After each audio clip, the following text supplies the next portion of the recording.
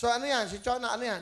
Prutas po, Will. Itong tinda mo. Opo, Will. Sila po yung mga bida, mga palengkera.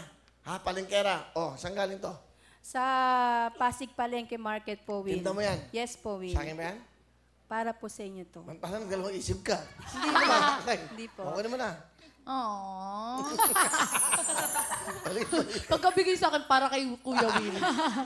Okay ha, thank you ha, thank you. O yan ha, mamaya. Okay, Chona, yun ang camera mo. Pinapanood tayo sa buong mundo. Ano gusto mo sabihin at bumati ka, go. Binabati ko po dyan ang mga nanay at tatay ko sa Binangona, mga kapatid ko, at ang mga suki po namin dyan sa Pasig Palengke Market. Pasensya na po, sarado kami ngayon dyan. Bukas po mag-o-open na kami. Ng ano? Pwesto po. Ano ba, ano? Ano ka mo? Sinarado kayo? Hindi po, nagsara lang po kami ngayon para po sa... Wow, palapakan natin naman. Chona. Sinara niyo yung tindahan niyo para sa makapunta ka lang dito. Opo, Kuya Will. Ikaw ba may anak na? Sasabihin ko po sa inyo ang totoo, hindi po ako, meron po akong partner sa buhay, kagaya ko po. So, Opo. ikaw ay isang LGBT. Opo. Tama? Opo. Okay lang yun. Importante. Bali, ikaw ang tumatayong parang lalaki. Opo. Okay. Chona. Opo. So, ikaw si Cholo. Hindi po. Sana nga. Cholo. So, matagal ka bang ganyan? Bata pa ba? Gusto ko ba?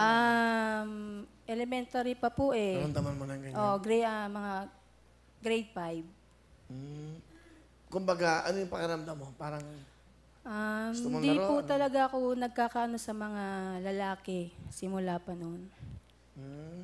so ngayon, may kapartner ka sa buhay. Meron po. Matagal na po kami mag-partner, 19 years na po. Wow. Di ba nga?